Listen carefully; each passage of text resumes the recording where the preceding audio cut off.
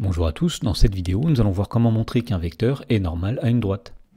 Dans l'exemple, on nous dit soit OIJ un repère orthonormé, on nous dit soit n le vecteur qui a pour coordonnées -4, 6, et D la droite dont une équation cartésienne c'est 2x moins 3y plus 5 qui est égal à 0. Et on nous demande de montrer que le vecteur n est un vecteur normal à la droite D. Alors pour faire cela, on va commencer par rappeler ce qu'est un vecteur normal à une droite. Alors on dit qu'un vecteur non nul n est un vecteur normal à une droite D s'il est orthogonal à un vecteur directeur U de cette droite. Et effectivement, sur la figure, nous voyons une droite D qui est ici, nous voyons un vecteur U qui est un vecteur directeur de la droite D, et nous voyons que le vecteur n est un vecteur normal à cette droite, puisqu'il est orthogonal au vecteur directeur U qui est ici.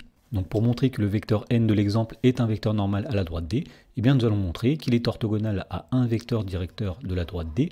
Donc on va commencer par déterminer un vecteur U qui est un vecteur directeur de cette droite. Alors on sait que la droite D a pour équation cartésienne 2x moins 3y plus 5 qui est égal à 0. Et on rappelle que lorsqu'on a une équation cartésienne du type ax plus by plus c égale 0 qui représente une droite, eh bien le vecteur U qui a pour coordonnées moins le nombre b, le nombre a, c'est un vecteur directeur de cette droite. Donc on va dire ici qu'un vecteur directeur de la droite D, ce sera le vecteur U qui a pour coordonnées moins b, où b c'est le nombre situé devant y, c'est-à-dire moins 3, c'est-à-dire 3, et le nombre a c'est le nombre situé devant x, c'est-à-dire 2. Voilà, donc grâce à l'équation cartésienne de la droite D, nous avons trouvé un vecteur directeur de cette droite. Et pour montrer que le vecteur n de l'énoncé est un vecteur normal à cette droite, eh bien nous allons montrer qu'il est orthogonal au vecteur u. Et pour cela, nous allons calculer le produit scalaire n scalaire u. Alors le vecteur n a pour coordonnées -4, 6 d'après l'énoncé. Le vecteur u, nous avons dit qu'il a pour coordonnées 3, 2. Et puisqu'on est dans un repère orthonormé, pour calculer ce produit scalaire, nous allons utiliser l'expression analytique du produit scalaire. Autrement dit, pour calculer n scalaire u, nous allons faire tout simplement le produit des abscisses plus le produit des ordonnées.